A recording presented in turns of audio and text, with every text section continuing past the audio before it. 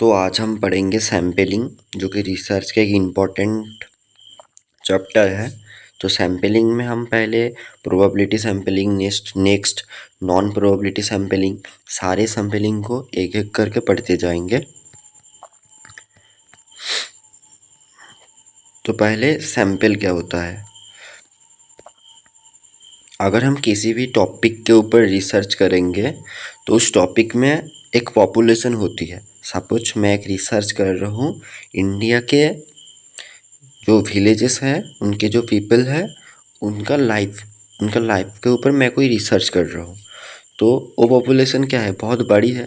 तो हम सारे पॉपुलेशन के ऊपर रिसर्च नहीं कर सकते, इसलिए हम क्या करेंगे, सैंपल सिलेक्ट करते हैं।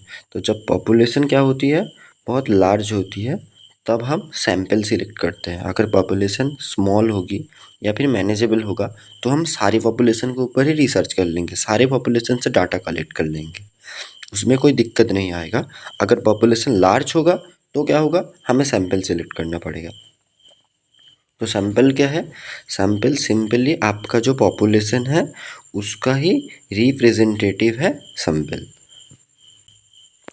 और सैंपलिंग, सैंपलिंग क्या है, सैंपलिंग है सैंपल को सिलेक्ट करने का तरीका ही होता है सैंपलिंग। जैसे प्रोबेबिलिटी सैंपलिंग, और क्या है, non probability sampling. Probability sampling में क्या क्या आता है, simple random sampling, stratified random sampling, systematic sampling, cluster sampling. और नॉन प्रोबेबिलिटी में convenience, judgemental, quota sampling, snowball sampling. Probability sampling में क्या होता है, पूरा जो पॉपुलेशन होगा उन पॉपुलेशन में से एक एक सारे पॉपुलेशन के अंदर जो एक एक पर्सन है, सबका चांस इक्वल रहेगा। माने कि मैं 10 लोगों के ऊपर रिसर्च कर रहा हूँ, तो उस 10 बंदे में से 10 बंदे का ही सैंपल होने का चांस इक्वल रहेगा। और नॉन प्रोबेबिलिटी में क्या होगा, सबका चांस इक्वल नहीं है, किसी का चांस बढ़ जाएगा और किसी का चांस घट जाएगा सैंपल होने का। तो वो होता है नॉन प्रोबेबिलिटी सैंपलिंग। और प्रोबेबिलिटी में सबका चांस इक्वल होता है। प्रोबेबिलिटी सैंपलिंग जो है एक क्वांटिटेटिव है, और नॉन प्रोबेबिलिटी जो है वो क्वालिटेटिव है। प्रोबेबिलिटी तो क्या हुआ, प्रोबेबिलिटी हुआ क्वांटिटेटिव, और नॉन प्रोबेबिलिटी हुआ क्वालिटेटिव। ये बात आपको याद रखना है।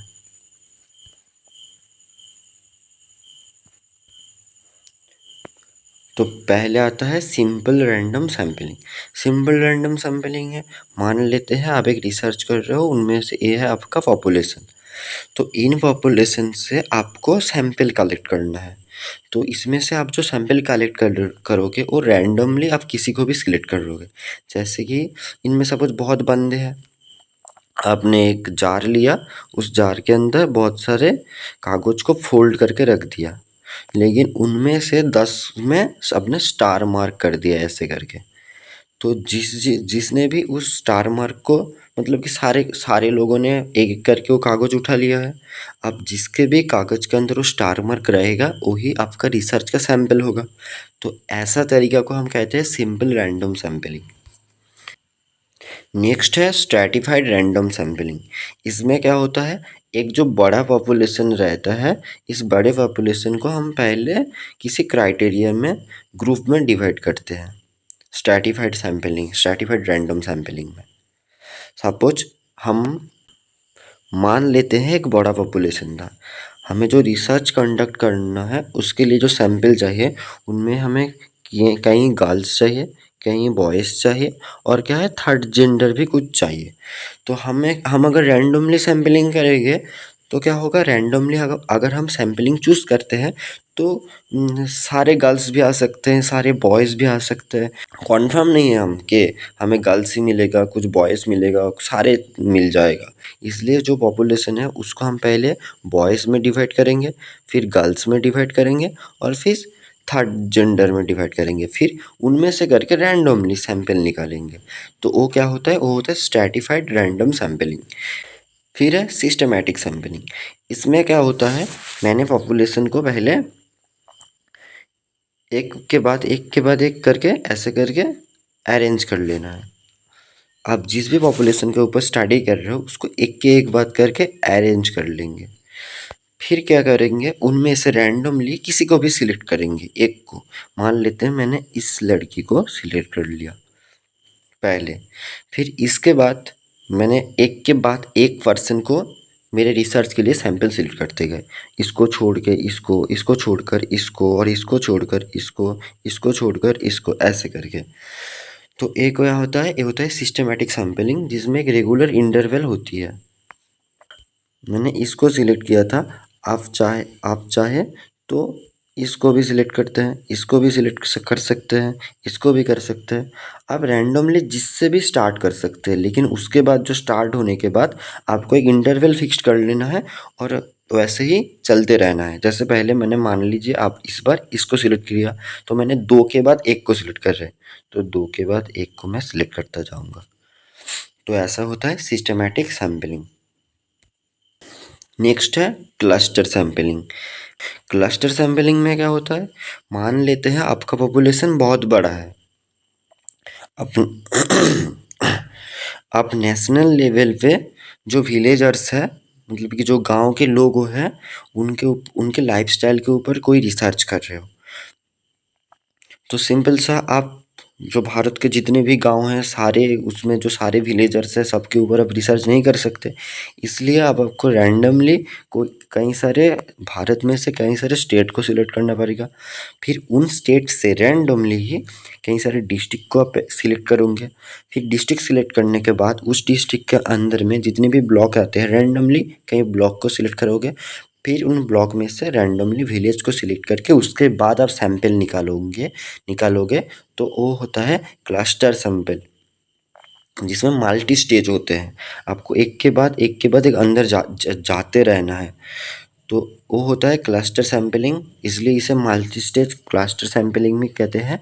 और जब पॉपुलेशन बहुत ज़्यादा बड़ा होता है तब हम इस टाइप का रिसर्च करते हैं। तो हमारा जो सारे प्रोबेबिलिटी सैंपलिंग थे वो ख़त्म हो गया है। अब क्या है, अब है नॉन प्रोबेबिलिटी सैंपलिंग, जिसमें क्या है सबका इक्वल चांस नहीं है। और नॉन प्रोबेबिलिटी सारे क्या होता है, क्वालिटेटिव होती है। तो नॉन प्रोबेबिलिटी में पहले क्या आता है, कॉन्वेनियंस सैंपलिंग। कॉन्वेनियंस क्या है, अगर मान ले ए रिसर्चर है तो ए रिसर्च करने के लिए जो पॉपुलेशन चाहिए, ए इनमें से किसी को भी रैंडमली पिक नहीं करेगा। ये क्या करेगा, ये जिसको भी इजीली एक्सेस कर पा रहे हैं उनको ले लेगा। जैसे कि इसके पास कौन कौन है, ये इसे ले लेगा, इसे ले लेगा, इसे इसे इसे इसे, मतलब कि ये जिसको भी इजीली एक्सेस कर पा रहे हैं उनको ही पॉपुलेशन के उनको ही उसके रिसर्च के पॉपुलेशन में ले लेगा। वो तो ये हो क्या होता है, कॉन्वेनियंस सैंपलिंग, जो कि बहुत सिंपल होता है और इफिशिएंट होता है और चीप होता है।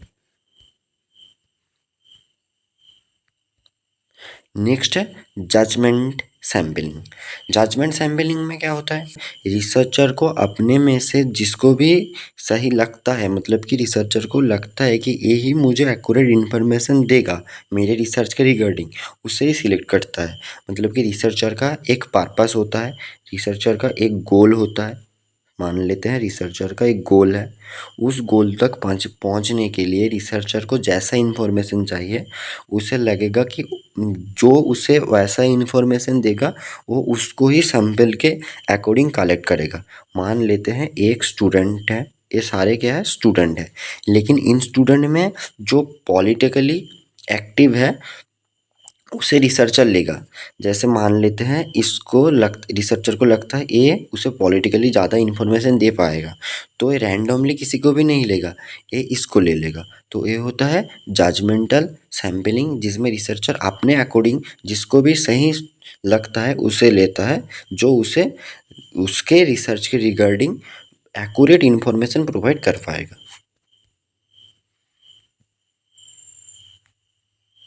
नेक्स्ट क्या है, कोटा सैंपलिंग। जैसे होते हैं ना, जैसे हम अगर मान लें नेट का एग्ज़ाम है, तो नेट का एग्ज़ाम में क्या होता है, कुछ सीटें एससी के लिए फिक्स्ड होती है, कुछ सीटें एसटी के लिए फिक्स्ड होती है, कुछ ओबीसी के लिए भी फिक्स्ड होती है। ऐसे करके कोटा होती है जिसमें रिजर्वेशन होती है सारी सीटों के लिए।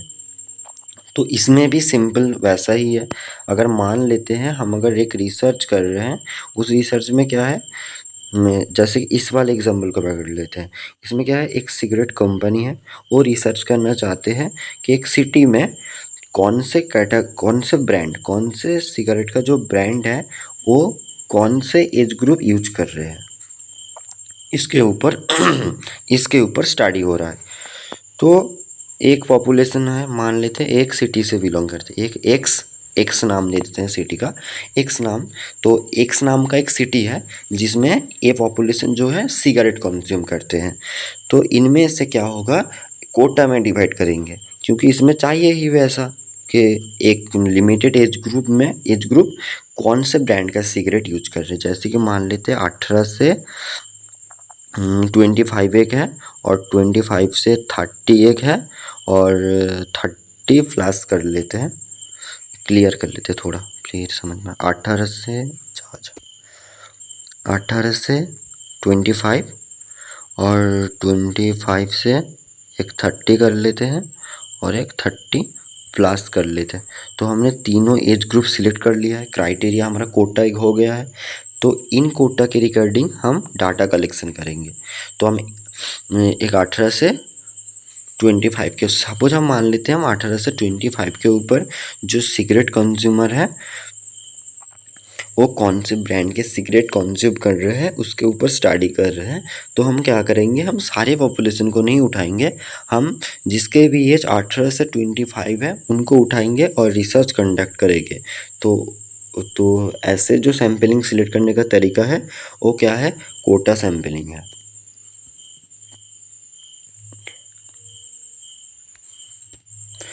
फिर आता है स्नोबॉल सैम्पलिंग। स्नोबॉल सैम्पलिंग बहुत ही ईजी है, आपको तो पता ही है, पहाड़ों में अगर कोई स्नोबॉल होती है तो जब वो नीचे की तरफ आती है तब उसके साथ स्नो गिरते जुड़ते जाते हैं, और वो स्नोबॉल जो होता है वो धीरे धीरे बड़ा होता जाता है। आपका भी सैम्पलिंग कुछ ऐसा ही होगा। अगर आप जिस टॉपिक के ऊपर रिसर्च करोगे उसके अगर पॉपुलेशन अगर हिडन होगा, जैसे कि मान लेते हैं आप अगर सेक्स वर्कर के ऊपर रिसर्च कर रहे हो, या फिर ड्रग डीलर्स, या फिर क्रिमिनल्स, तो क्या है आपको वैसे ही सैंपल नहीं मिलेगा। आपको किसी को भी पहले आपको एक को जैसे भी करके ढूंढना पड़ेगा, या फिर 1 2 3 4 ऐसे करके आपको कई सारे सैंपल को पहले ढूंढना पड़ेगा, फिर उससे ही इन्फॉर्मेशन कलेक्ट करके आपको और सैंपल की तरफ जाना होगा। तो ऐसे करके आपका जो है सैंपल धीरे धीरे बड़ा होता जाएगा। तो इसे हम क्या कहेंगे, स्नोबॉल सैंपलिंग। तो सारे सैंपलिंग ख़त्म हो चुके हैं। ऐसे ही आपको यूजीसी नेट के पेपर 1 में अगर कहीं भी वीडियो देखनी है तो आप चाहे तो हमारी चैनल के साथ जुड़ भी सकते हैं।